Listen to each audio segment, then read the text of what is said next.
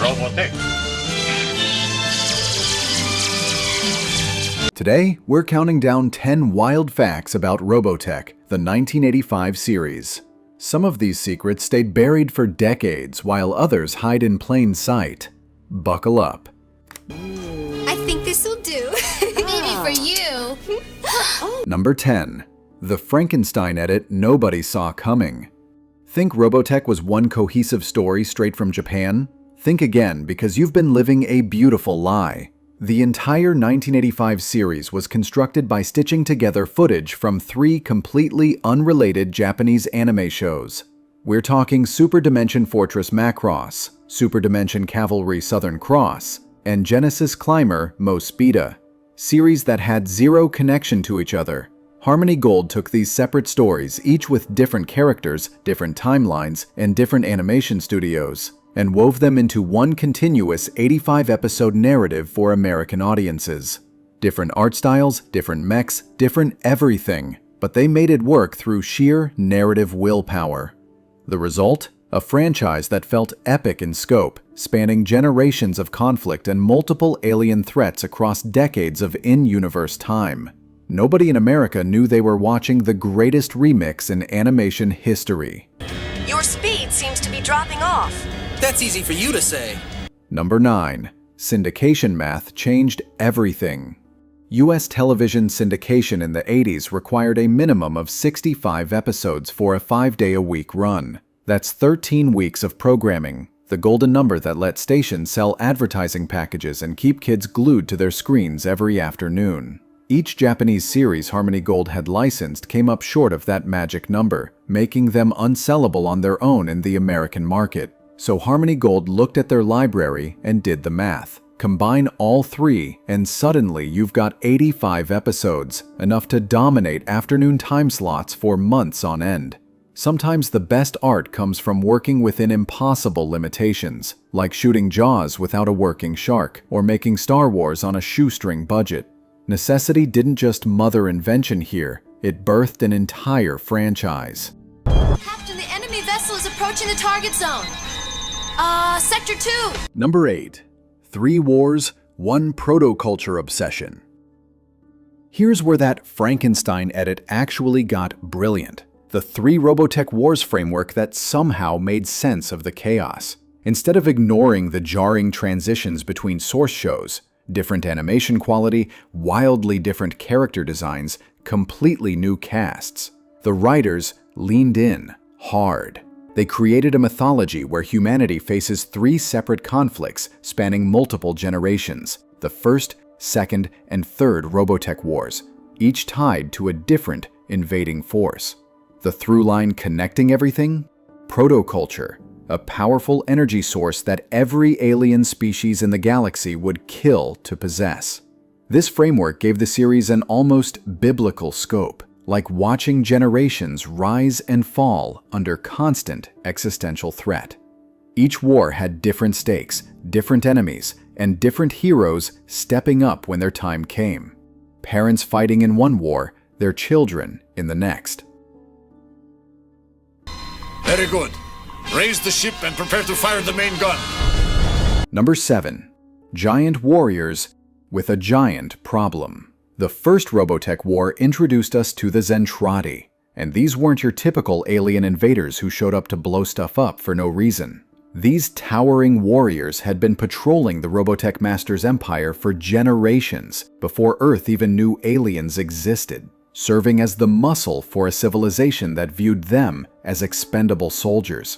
When a mysterious alien ship crashed on our planet, humanity reverse-engineered its technology and accidentally put ourselves on the Zentradi's radar by activating systems that broadcast our location across the galaxy. What followed was a war against an enemy that viewed humans as primitive curiosities, barely worth the effort of conquest, yet fascinating enough to change everything about their own culture. The Zentradi became iconic because they weren't just brutes in metal suits smashing cities for the fun of it.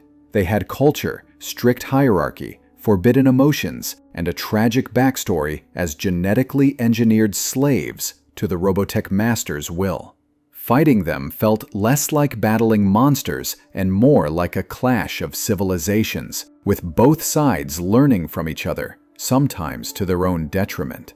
Robotech gave us antagonists with depth, internal conflicts, and even redemption arcs. That complexity hooked viewers for life and ruined us for simpler shows. I can't move it fast enough, I'll never make it! Number 6. The Masters came for one thing only. By the Second Robotech War, the stakes got existential in ways TV never touched, and network censors somehow let slide. The Robotech Masters arrived on Earth hunting the sole means in the universe of producing protoculture. Not just any protoculture, the source, the factory, the matrix that could generate the energy their entire dying civilization needed to survive. Their desperation triggered an all-out war with humanity. When the dust settled, Earth was contaminated with spores from the flower of life, and the Masters were defeated. But their loss became humanity's next nightmare. The Masters' story arc elevated Robotech beyond simple good versus evil plotting into something resembling actual science fiction literature. These weren't conquerors seeking glory or cartoon villains cackling about world domination. They were desperate, dying, and completely out of options. That moral ambiguity made the conflict feel real in ways that punching robots alone never could, because suddenly you understood why they'd do anything to win. And those spores they left behind? They set the stage for the Third War, because nothing in Robotech happens in a vacuum. Every victory carries the seeds of the next disaster. But it looks bad. Stop worrying about the Well, uniform. if you don't mind. Number 5. Earth's worst gardening mistake. Speaking of spores, the flower of life became humanity's greatest curse, and nobody saw it coming until it was way too late. This plant wasn't just the source of protoculture. It was a galactic beacon that screamed, "Free energy here!" to anyone with the sensors to detect it. When the Second War left Earth saturated with flower of life spores, it attracted the attention of the Invid, a species that needed the plant to survive and would stop at nothing to claim every spore on the planet. The Invid rapidly conquered Earth, transforming it into a garden world, while humanity's Robotech Expeditionary Force, off fighting battles light years away, scrambled to mount a liberation campaign. The Third Robotech War revolved around freedom fighters clawing back their homeworld from occupiers who'd turned Earth into a farm. The irony cuts deep. Humanity's earlier victories directly caused this catastrophe. Every choice had consequences, every war seeded the next, and that tragic through line made Robotech feel shockingly mature for afternoon television. Sorry I took so long. Oh, don't worry about it. What was the big emergency anyway? Number 4. Robotechnology. When aliens leave the manual behind. The entire franchise hinges on one lucky break that changed human history. An alien starship crashing on a South Pacific island in 1999. That vessel, later named the SDF-1, contained technology so advanced that reverse engineering it launched humanity into a new era practically overnight. Robotechnology became the in-universe term for everything humanity built from those alien blueprint. Without that crash, Earth would have been defenseless when the Zentradi showed up. It's the ultimate what-if scenario that science fiction fans dream about, and governments probably have contingency plans for. Humanity got years to study, adapt, experiment, and prepare. Just barely enough time to avoid extinction when the bill came due. Robotechnology wasn't just cool tech that let fighter jets turn into robots. It was humanity's only fighting chance against a hostile universe that suddenly noticed we existed. Rick Hunter, Robotech Defense Force's newest recruit, has been working hard. Number 3. The pilot that wasn't quite a pilot. Before the series launched on some stations, audiences got a weird appetizer called Codename Robotech. and it confused the hell out of everyone. This 73-minute feature wasn't a traditional pilot showing you how the story begins. It expanded Episode 14, Gloval's Report, into a standalone movie set during the First Robotech War. Basically, it was a clip show stretched into feature length, recapping events through Commander Gloval's military debriefing. Some networks aired it to test the waters before committing to the full series. Later, DVD releases included it as a curiosity for completists, a time capsule of how Harmony Gold was still figuring out their Frankenstein creation in real time. Codename Robotech occupies this strange middle ground between pilot, TV movie, recap episode, and marketing experiment. It wasn't the series premiere, but for some viewers, depending on their local station, it was their introduction to the franchise. Is that the way to speak to superiors? Look around, wise guy. You're the only one who's flying dangerously. Number 2. The voices behind the mecha madness. While we focused on giant robots and alien wars, composer Olpio Minucci and narrator J.J. Smith were quietly crafting the sonic identity of Robotech. Minucci's theme music hit that perfect 80s sweet spot. Synthesizers, driving percussion, soaring melodies, and an urgency that made you feel like you were about to watch something important rather than just another cartoon. Meanwhile, Smith's narration bridged the gaps where the Frankenstein edit showed its seams, guiding viewers through complex lore, time jumps spanning decades, and the connections between 3 different animation styles. Together, they created the audio glue that held 85 episodes of repurposed footage into one cohesive experience. Robotech sounded like a unified vision, even when the visuals came from 3 different animation studios across 3 different decades of in-universe time. Smith's voice became the thread connecting everything, while Minucci's score told you this mattered. It's dark up here, Commander. What's the matter? The game getting too rough for you? Number 1. Toonami brought it back with scissors. Just when you thought Robotech was a relic of the 80s, destined to live only in VHS collections and fond memories, Cartoon Network's Toonami block resurrected it in 1998.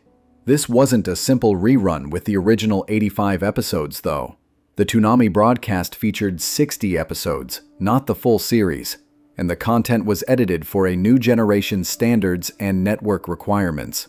That means some of the edgier material that slipped through broadcast standards in 1985, the violence, the relationships, the darker themes, got trimmed for late 90s audiences raised on stricter content guidelines. The edited version also ran during Toonami's midnight run in 1999, introducing Robotech to a whole new wave of mecha-hungry fans who'd grown up on Power Rangers and were ready for something with more substance.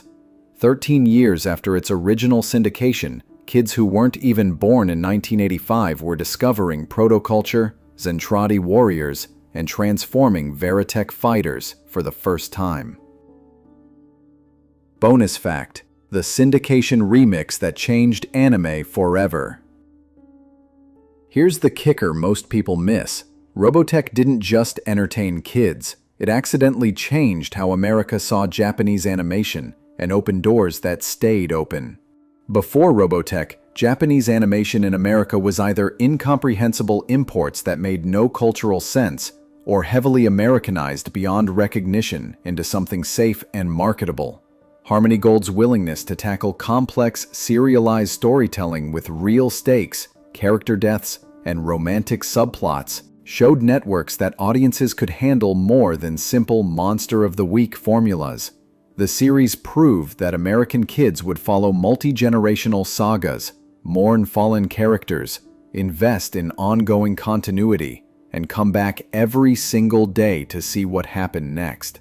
Without Robotech's success, both in initial syndication and the Toonami revival, would networks have taken chances on later anime like Dragon Ball Z, Sailor Moon, Gundam Wing, or Cowboy Bebop? Maybe eventually, but Robotech kicked the door open first and proved the market existed. From Frankenstein editing to syndication math, from 3 separate wars to one accidentally influential franchise, Robotech was never supposed to work. We got giant robots, tragic alien civilizations, multi-generational storytelling, and a narrative that refused to talk down to its audience or pretend consequences didn't exist. Until next time, keep your Veritech fueled, your protoculture reserves full, and your targeting systems locked. This is one war we'll never stop fighting. And honestly, we wouldn't want to. Protoculture out.